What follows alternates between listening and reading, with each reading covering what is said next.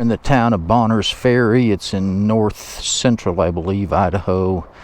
We're staying at the Log Inn, which is this place. My bike's down there on the other side of the trees. Anyway, we're going to stay here for the next 2 nights. Tomorrow's going to be a rest day. Several people have mechanical issues. They're going to try to get them fixed and get a little rest. And then we'll start Idaho 2 days from now.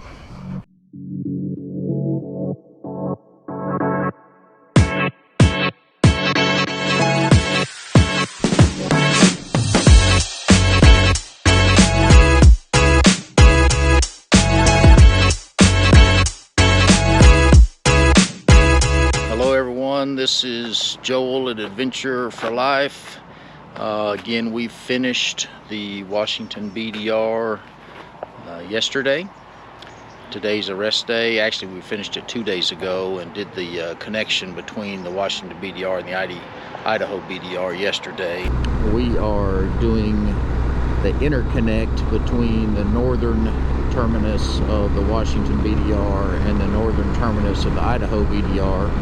So we're going to pick up Idaho at the northern side and ride north to south. I think it's about a 5-hour ride today, just on paved roads or whatever. So anyway, if there's something pretty along the way, I'll video it. Crossing over Lake Roosevelt. Kind of a neat little spot. We're probably not quite halfway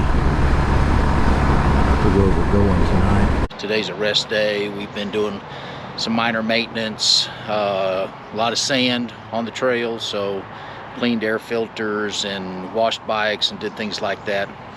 I'd like to give you a synopsis of the trip that we did, but before that, it dawned on me that I should have done an introduction, so I'm going to do the introduction now, starting with this is the bike that I rode. So this is the 2021 BMW GS1250 Adventure. This happens to be the 40th anniversary edition. You see right there it says 40 years of GS. So the original GS had this kind of color scheme on it. And so they called it the Bumblebee. So that's why this is yellow and black. It's got every feature known to man on it. It's a fantastic bike for the road. When it comes to this kind of off-road stuff, on the more smooth stuff, it'll climb anything, it'll descend, it will handle, you know, gravel and rocks. And you see the tires I have on here are off-road type tires. And so it's good for all of that kind of thing. When it gets to the really bumpy stuff, you know, this bike is big and it's heavy. And so it struggles a little bit with that. I mean, you can really feel it bottom out sometimes on the front shock. But anyway, that's the bike. That bike took me all the way over the Washington BDR. I'll do a review at some point of all the accessories that I put on it. Just show you a little bit of the damage done to the bike. You can see my gear shifter there is bent. You know, fortunately it still works fine, and I'll get that replaced. I've got a spare. You can see here, and here's the gear shifter that's bent. Here is the that protects. There's a there's a line here that's connected to the kickstand that won't allow you to start the motorcycle unless it's the wires, you know, the kickstand's up, if it's in gear. So that protects that wire from getting cut, because if that wire gets cut, then you're not going to be able to start your bike. So that protector got hit by the same rock that hit the shifter. So anyway, not too bad of damage. I did lose, as you can see here, I lost a mirror. So I went down at one spot, so you see the other mirror over there. I lost this mirror. You know, other guys had various bends and brakes on their bikes, but you know, when you go do a ride like this, even like in the case of the gear shifter and the that protector for the cable, you know, I didn't even go down on that. I just hit a rock and glanced off and kept going. You know, it damaged it. So if you go on a ride like this, you're going to get some damage. So let's talk about the trail itself.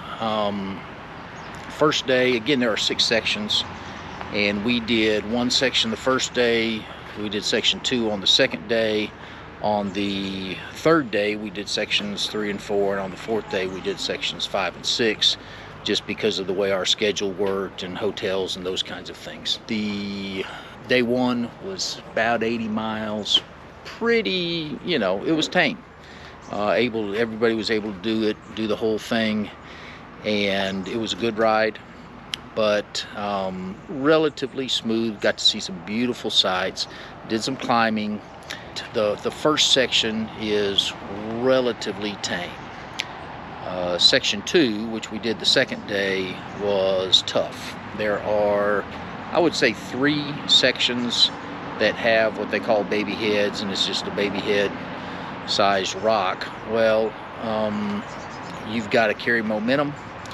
You've got to, you know, stay upright, obviously, on the bike, on a bike like I'm riding. If it gets sideways, or if you get off balance at all, you're probably going down. I learned something in the process. I had been riding the bike in enduro mode. This bike has 7 different modes to it, and I've been riding the bike in enduro mode. But there's a mode called Enduro Pro, and the difference is traction control on the rear tire. And what happened to me on one of these baby head sections that I went down on was that I lost traction, and the bike in regular enduro mode shuts down. It shuts down power to the back tire when you lose traction. That's what traction control does, and you obviously want that on the road, but when you're off-road, you don't want it, because sometimes that back tire needs to spin, especially in, you know, loose dirt or gravel, or a section with these bigger rocks. And so after that, one of the more experienced guys told me, hey, I need to be in Enduro Pro mode where the back tire will spin. I did that, and that certainly helped on the future sections with these bigger rocks. But there were 3 sections with these baby heads on it. It was tough. I went through 2 of them. The third one, it was late in the day. The temperatures were 105 plus, and one of the guys had a flat tire, and we just turned around and went back to the road and headed to the hotel. So section 2 is tough. Section 3 and 4 we did on the third day. Section 3 had some pretty significant dips that you saw on the videos if you watched them earlier. And some of those dips were, I mean, I would say they were probably 12 feet. And it was you were on a tabletop, you went, you know, fairly vertical down into a dip, back up 12 feet and to another tabletop, and we did that 5 times, boom, boom, boom, boom, boom. And somehow, all of us made it through except for the last bike on the very last dip.